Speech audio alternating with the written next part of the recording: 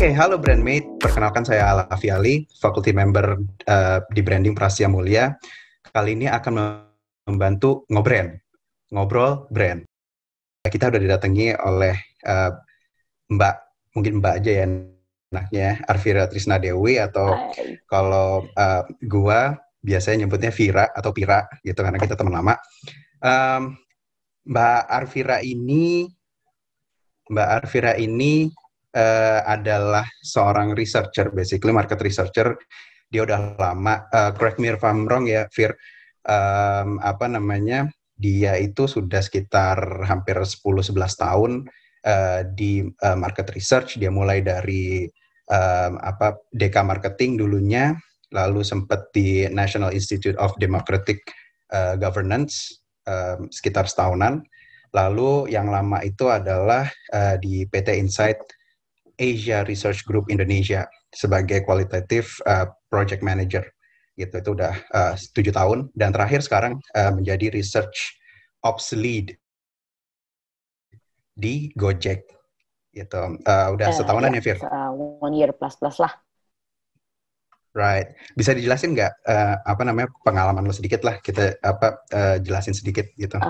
Oke. Jadi sebenarnya sih pertamanya kenapa gue interested sama this field of market research, awalnya dulu waktu lulus kuliah nih, ceritanya kan backgroundnya sosiologi gitu. Terus pengen jadi researcher, cuman kayaknya kalau mau jadi social researcher, waduh nih nulis reportnya bakal panjang-panjang banget ya gitu kan. Terus field work-nya bakalan banyak, mostly juga kan agak lumayan panjang-panjang gitu ya. Seru sih kayak misalnya ke daerah atau ngelihat even di kota pun kita ngelihat society habit and etc. Tapi gue waktu itu ngerasa kayak gue kepengen nyari sesuatu yang lebih praktikal gitu. Tapi masih di ranahnya research nih gitu. Ketemulah sama yang namanya market research ya kan. Secara dulu mahasiswa kita nyambi freelancing juga jadi interviewer ya kan. Jadi Zaman dulu ya. Zaman dulu ya kan. Nah dari situ I found my way further to market research gitu. Terus I found out that I actually fell in love sama qualitative methods. Gue orangnya suka ngobrol. So I learned to moderate sessions, discussions, and then dari situ lama-lama ya udah voila jadilah qualitative researcher gitu. Terus sampai akhirnya menemukan juga bahwa research itu perlu diatur administrasinya untuk mempermudah jalannya research itu sendiri. So in order to make the field work smoother, terus kayak misalnya kalau misalnya rekrut responden itu udah pasti benar, memastikan QC gitu. I found out that ternyata project management sebuah research itu juga penting. Nah, jadi for the last 4 years, I think gue sekarang lebih dalam untuk explore di project management research sih. Both for qualitative and quantitative gitu. I see. Oke. Ini biar kita bisa masuk ke ini ya, ke marketing nanti, market research kan kita bahasannya itu sebenarnya tentang consumer insight ya. Yep. Tapi sebelum masuk ke situ, gue mau nanya dulu dong, sebenarnya bedanya apa sih antara, tadi kan kita background-nya adalah sosiologi ya, itu kebanyakan social research, political research juga ada di situ. Tapi perbedaan yang mendasarnya apa sih? Yang gue tahu nih, basically kan kita memang yang diteliti manusia dan behavior manusia, tapi perbedaan yang mendasarnya apa ya? Buat social research sama market research nih. Basically sih kita sama-sama lihat manusia gitu ya. Cuman di market research kita kebanyakan tuh lebih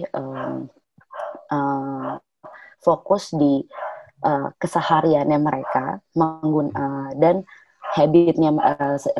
seputar habitnya mereka untuk pakai let's say things around you gitu, kayak misalnya barang-barang yang basically sih komersial sebenarnya gitu loh gitu. Jadi therefore dari situ jadi ngaruh banget nih ke brand gitu, karena barang apa sih di sekitar kita yang nggak ada yang tidak ada mereknya gitu kan. Pasti kan it's like things that we use itu kan biasanya manufactured by some corporation gitu kan. Nah, disitulah akhirnya masuk kalau apa namanya, untuk bisa untuk sebuah brand bisa ngerti sebenarnya tuh target konsumen gue siapa sih gitu. Nah, itu tuh perlu yang namanya research gitu untuk mencari consumer insight ujung-ujungnya gitu. Jadi mungkin agak perbedaannya sama social research adalah hasil dari report-reportnya market research itu dia dilakukan dengan sesi yang lebih pendek tapi juga lebih praktikal, dan ujung-ujungnya nanti di belakang reportnya tuh berhubungan dengan what should the business do gitu misalnya. Jadi lebih ke, kalau misalnya buat social research kan reportnya lebih ke social impact gitu. Kalau ini dibalik, ya impact buat si perusahaannya nih apa nih yang mau mengeluarkan misalnya barang-barang tertentu atau memproduksi barang-barang tertentu. Sebenarnya sih ujung-ujungnya kayak gitu. Oke. Apa sih kalau apa namanya, tadi juga udah disebutkan, kalau kalau lo bisa definisiin consumer insight itu apa sih kira-kira consumer insight itu?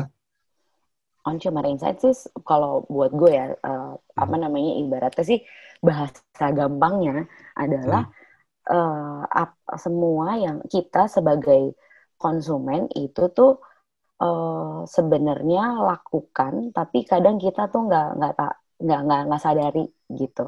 Jadi kadang kita suka wonder gitu, kenapa sih ibu-ibu tuh kalau misalnya spend time di supermarket selalu apa namanya, di bagian cari fresh meat misalnya. Itu kenapa mereka selalu spend misalnya lebih dari 10 menit di situ gitu. Apa namanya, itu hal-hal kayak gitu yang bisa kita bilang kita sering lihat gitu, tapi kadang kita tuh nggak kepikiran kenapanya mereka melakukan hal-hal kayak gitu. Atau misalnya kenapa ternyata setelah melalui survei 1.000 orang di Jakarta ternyata lebih suka naik sepeda setelah tahun 2020 misalnya gitu. Why gitu kan.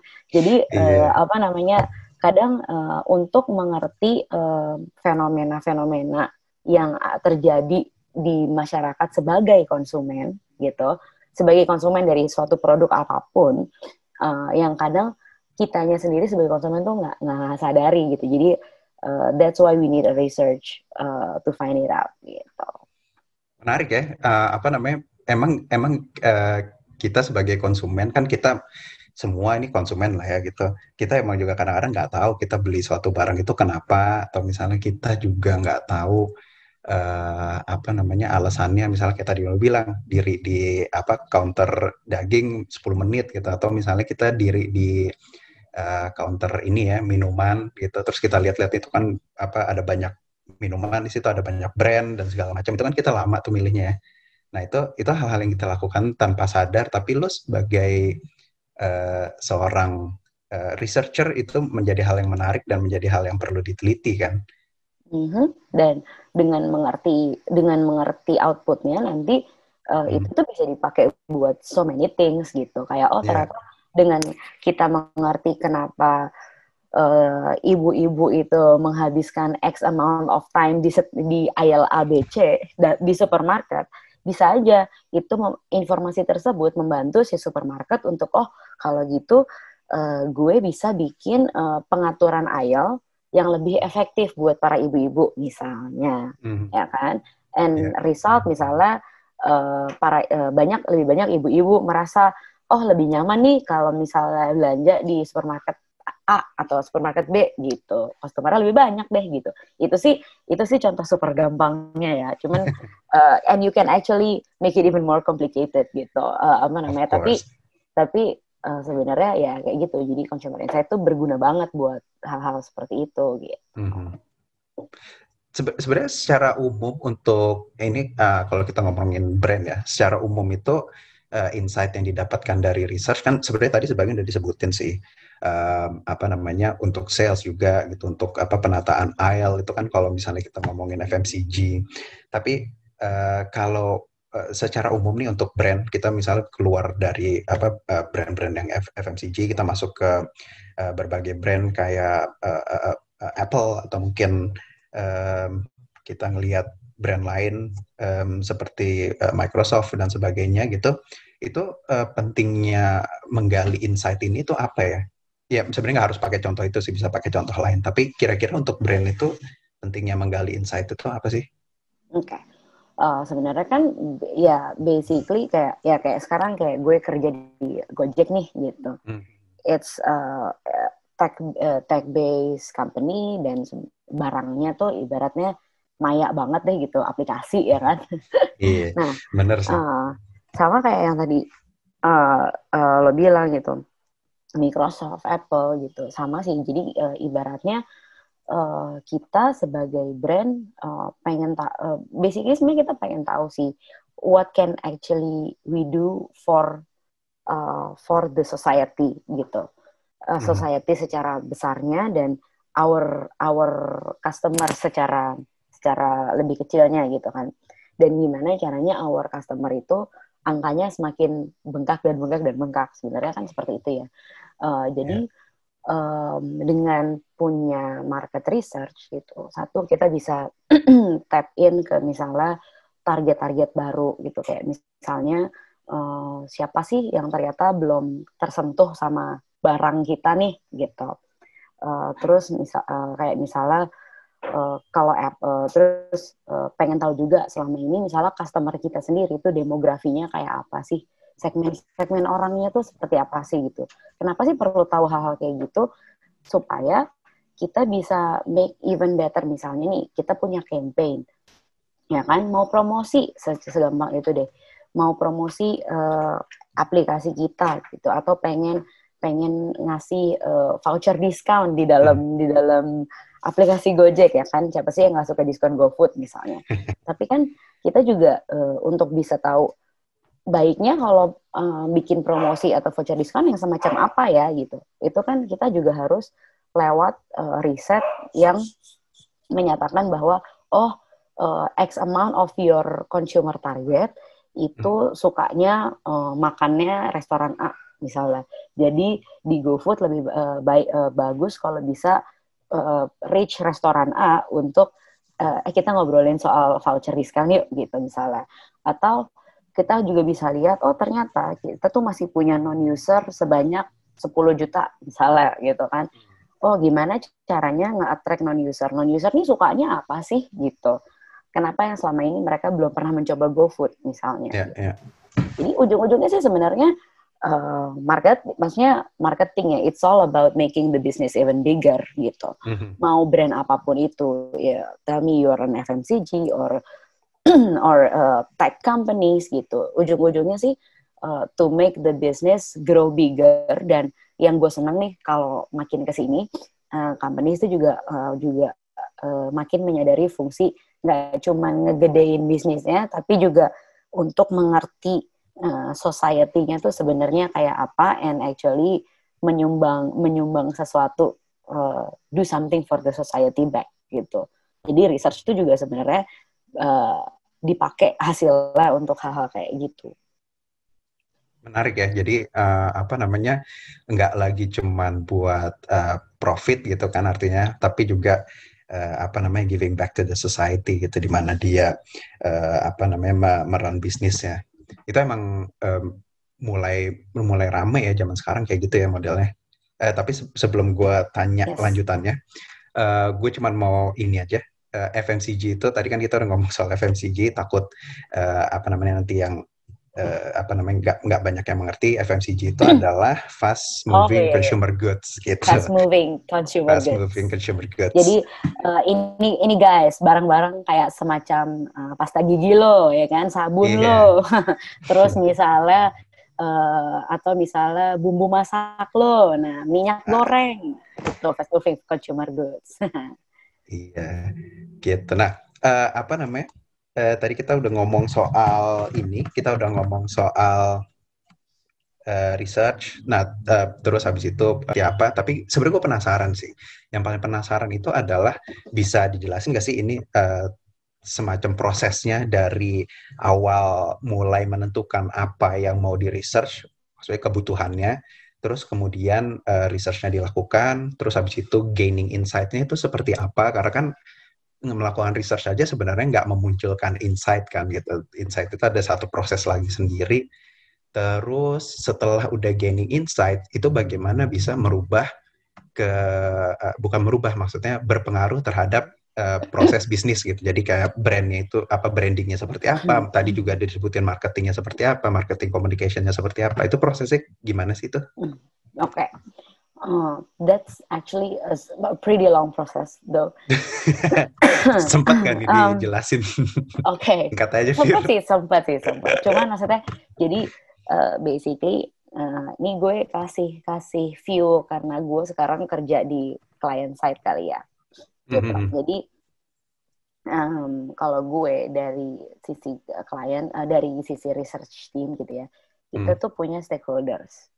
Ya kan? Stakeholders kita itu tuh adalah orang produk, orang desain, ya kan. Jadi di Gojek kan gede nih, misalnya ada orang desainnya Gojek, ada orang produknya Gojek gitu, ada engineer Gojek, orang marketingnya Gojek gitu. They are our stakeholders. Nah, usually mereka lah yang biasanya gini, paling easier case adalah misalnya mereka mau memunculkan suatu fitur baru. Misalnya, let's say di GoFood atau di transport ride, misalnya gitu ya. Atau ini nih gampangnya, sekarang transport tuh udah punya, di Gojek kan kita ada J3K ya, yang campaign safety-nya Gojek gitu kan. Oke, ya. Waktu kita mau launch fitur safety ini gitu, itu orang-orang dari produknya transport itu stakeholders kita udah kepikiran nih gitu. Kalau kita mau munculin safety campaign gitu, what kind of safety campaign should we do? Terus safety campaign itu baiknya covering what aspects? Pertanyaannya biasanya jadi biasanya stakeholders datang tuh dengan pertanyaan ke research team gitu. Nah, dari sini research team nanti formulate, untuk bisa mengetahui what should we put in the safety campaign dan what kind of safety campaign should we do, kita lihat yuk kondisi users kita gimana, misalnya gitu. What kind of safety do they need? Gitu kan. Nah, terus kita nanti dari research team kita menyusun research questions-nya. Gitu. What kind of safety do they need? What kind of to be able to answer si pertanyaannya stakeholders kita tadi gitu kan. Terus misalnya what kind of users should we ask? Should we ask the non-users too? Gitu. If we ask the non-users, will it make them refer to our product yang tadinya nggak pakai jadi make gitu, karena misalnya lagi pandemi tadinya nggak ada safety campaign, begitu ada safety campaign it can make them, let's say, more convinced to us, misalnya gitu ya kan. Jadi kita list down tuh research questions-nya. Terus habis itu kita tentu ini dengan research questions yang kita punya, kita baiknya tuh run metodologi apa gitu, ya kan? Karena kan research ada kuantitatif, ada kualitatif gitu, dan kita harus melakukan prioritization. Karena sebenarnya, honestly, kalau cuma nge-run down semua research questions banyak dan it can be quite broad gitu. Dan research juga harus dilakukan secara realistis gitu kan. Misalnya kita tanya balik nih sama stakeholder, punya waktunya berapa lama sih? Lo mau harus launching nih kapan? Oh, gue harus launching 2 bulan lagi gitu. Waduh, oke, dalam 2 bulan, what can we find gitu kan? What can we find out in 2 months gitu. Nah, jadi kita mulai do a prioritization buat research questions kita, dan pilih metode yang kayaknya paling doable dilakukan biar dalam 2 bulan itu udah selesai gitu, udah ada reportnya keluar gitu kan, yang bikin mereka bisa which means gini, kalau mereka bilang dalam 2 bulan mereka harus launching, berarti sebenarnya waktu kita paling cuma sebulan Iya kan? Oke. Karena Iya, kan betul. begitu report kita keluar, mereka masih butuh waktu untuk menjadikan itu suatu produk. Nah, Iya. itu another process ya kan. Makanya berarti waktu kita kira-kira roughly a month gitu. What can we do in a month? Can we do a quick survey, a quantitative survey, misalnya ngeblas survei singkat lewat aplikasi kita misalnya. Bisa juga. Lalu dibarengin mungkin dengan beberapa IDI. Jadi misalnya nanti surveinya diblas, surveinya mungkin kira-kira yang diisi 10 menit gitu. Terus nanti dari data survei diambil beberapa orang yang kayaknya bisa diwawancara lebih lanjut untuk deeper understanding gitu. Jadi combine quant and qual kayaknya masih bisa nih misalnya gitu. Oke deh gitu. Tapi mungkin hanya bisa cover Jakarta. Kalau cover semua kota di yang Indonesia yang kita udah punya produk Gojek gitu, agak berat nih kayaknya. Ya udah deh pilot dulu di Jakarta misalnya gitu. Prioritization yang penting untuk menjadi dasar, atau misalnya dua kota Jakarta sama Medan misalnya yang beda banget profilnya, biar jadi dasar untuk bikin produknya nanti safety campaign-nya seperti apa kayak gitu. Nanti jalan nih misalnya tentu ini nih kira-kira yang butuh safety campaign tuh yang bakal lihat siapa sih, tentuin kira-kira kriteria respondennya seperti apa gitu kan. Respondennya nih kayaknya mostly adalah orang-orang yang tetap ke kantor walaupun udah masih pandemi gitu, karena PSBB udah dibuka misalnya. Berarti dapat tuh demografi umurnya, gendernya cowok-cewek deh gabung gitu misalnya. Terus misalnya adalah ini orang-orang yang commute-nya kira-kira minimum berapa kilometer misalnya gitu ya kan. Karena mungkin orang-orang yang commute pendek-pendek belum tentu ya udahlah orang cuma dari sini ke supermarket balik lagi misalnya, kayaknya butuh banget safety campaign enggak misalnya gitu. Ya udah target dulu nih orang-orang yang commute-nya agak panjang misalnya. Ini contoh aja ya, beberapa consideration yang bisa kita throw in saat kita tuh brainstorming buat do a research brief gitu loh. Nah, nanti kalau udah dapet nih profilnya, dapet research briefnya, jadi kita dapat background researchnya apa, dapat research questions yang udah succinct, terus udah tahu kriteria yang kita mau ambil tuh responden seperti apa, bisa dijalanin deh, tembak misalnya survei lewat tim BI kita, analytics kita gitu. Tolong dong masukin survei in app gitu. Targetnya adalah user yang ABCD. Gitu. Nanti dalam seminggu surveinya balik, statistik surveinya dianalisis. Dari situ diambil misalnya, let's say kita butuh ngobrol setidaknya sama 5 orang di Jakarta dan 5 orang di Medan gitu. Waduh, lagi PSBB nih gimana? Ini deh via Zoom deh IDI-nya, misalnya gitu. Ya udah, nanti IDI-nya akan ngebahas seputar, sebenarnya sih basically seputar pertanyaan yang di-throw-in di survei, tapi digali lebih dalam. Correct. Makanya kadang-kadang butuh 1 jam, 2 jam untuk ngobrol sama mereka. Gitu. Dari Panjang situ juga ya prosesnya. dapat analisa, dapat hasil-hasilnya gitu ya. Kalau yang kuantitatif hasilnya angka-angka statistik, kalau yang kuantitatif hasilnya adalah transkrip hasil pembicaraan. Nah, dari situ dianalisa lagi. Analisanya kalau yang kuantitatif bisa macam-macam, bisa pakai R method lah, bisa SQL lah. Jadi data processingnya bisa macam-macam gitu. Cuman terus kalau dari kualitatif kita bisa brainstorm misalnya dari transkripnya kita lihat patternnya seperti apa gitu, pattern mereka terhadap misalnya safety issue A, B, C, opinion mereka terhadap how important safety is tuh kira-kira seperti apa, bisa di-combine. Nah, itu yang report itu yang hasilnya nanti dikasih ke stakeholders kita balik gitu. Way forward dari kita adalah dengan hasilnya ini lebih baik produk tim kita bikin campaign kayak apa sih gitu. Belum tentu dipakai juga sebenarnya. Itu another quirk-quirknya juga ya gitu, kayak kadang kita udah setengah mati researchnya gitu, terus ujung-ujungnya saran kita nggak dipakai gitu, terus kayak terserah deh gitu.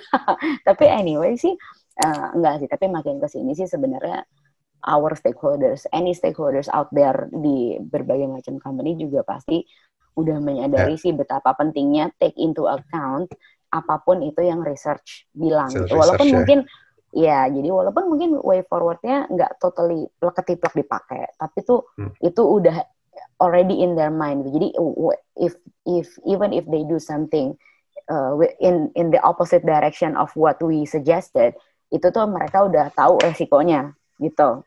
Jadi they didn't do it without any consideration lah gitu. Kira-kira kayak begitu. Itu udah cukup singkat loh. Itu cukup singkat, cuman sayangnya waktu kita udah habis. Sebenarnya gue masih ada beberapa pertanyaan lagi sih.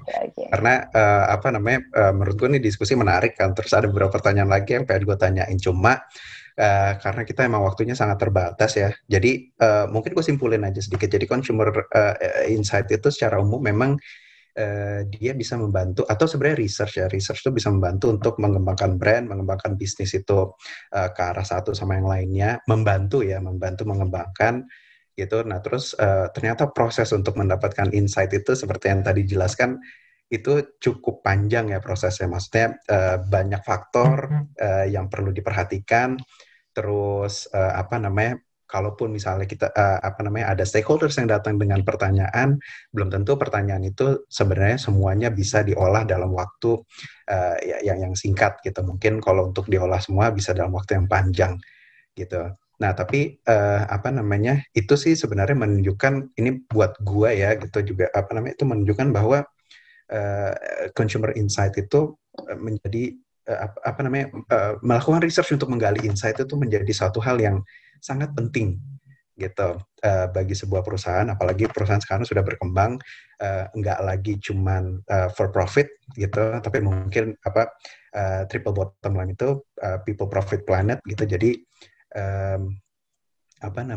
dia sudah mesti melakukan sesuatu itu by data gitu, in this term insight dari konsumen gitu. Oke. And it's fun actually. It's actually fun. It's of fun. course. The process is fun. Maksudnya we might kadang-kadang kayak apa sih consumer insight gitu kan, tapi prosesnya tuh sebenarnya seru. Even when you deal with quantitative data ya, kadang mungkin kita ngelihat datanya kayak aduh gitu ya, kayak malas. Tapi begitu begitu kita tahu what can actually those numbers say to you, itu tuh begitu lo lihat itu tuh rasanya kayak revelation, tau nggak? Kayak the first time sih ya, mungkin makin kesini makin udah biasa kali ya, tapi itu kayak maksudnya tapi and enggak juga sih, makin kesini pun gue I will always feel that there are so many new things that I reveal from those numbers even gitu loh, walaupun gue orang kualitatif banget nih gitu. Honestly sampai sekarang gue kalau lihat angka ada banyak banget gue udah agak malas, terus abis itu ntar gue cuma tinggal nanya aja sama kolega-kolega gue yang orang-orang kuanti gitu kan, kayak jadi sebenarnya ini ujung-ujungnya apa sih nih gitu. cuman it's actually fun. Kualitatif is also fun. Jadi kayak ngobrol sama banyak orang, bisa tahu hal-hal yang nggak kepikiran sama lo sebelumnya, itu tuh it's super fun.